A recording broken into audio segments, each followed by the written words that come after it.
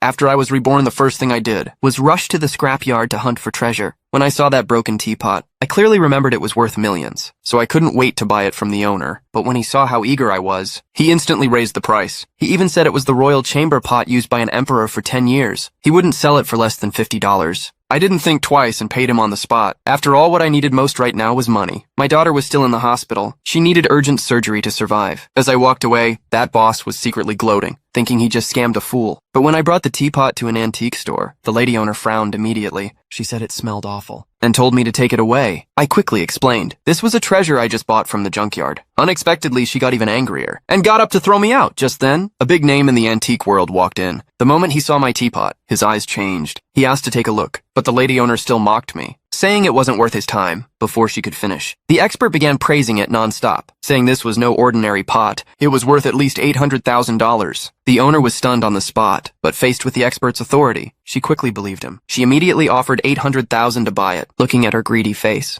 I raised the price to $1 million, and to get her hands on it, she had no choice but to agree. After the deal, she handed me a ticket to an auction. I looked at it and was completely shocked, because it was the same auction I saw in a news report from my past life, and there was a hidden treasure there waiting to be claimed. The next day I followed her to the venue. Right as I entered, I accidentally bumped into a rich heiress. She saw my plain clothes and cursed me out on the spot, then clung to her rich boyfriend and accused me of harassing her. The rich boy didn't care to reason. He told security to throw me out. I showed my invitation and asked what right they had to kick me out, but the guard still raised his baton to hit me. Luckily, the antique store owner arrived in time. She pretended to be my girlfriend to smooth things over. I was completely confused. The rich boy saw us together and was furious. He secretly vowed to humiliate me later. Soon the auction officially began. The first item was a painting of rivers and mountains. Everyone saw it was from a famous artist and started bidding like crazy. The price soared to $5 million. The shop owner wanted to keep bidding, but I stopped her and whispered that the painting was fake. People around us laughed when they heard. Someone mocked me for not knowing art. But then the expert announced the painting was real. The rich boy immediately bought it. The store owner stared daggers at me, thinking I had ruined her chance. The rich boy proudly showed off the painting. I calmly said I could prove if it was real or fake, to embarrass me. He told me to test it right there. So I casually picked up a teacup, took a sip and sprayed it directly on the painting. The room went silent. The expert was heartbroken over the artwork,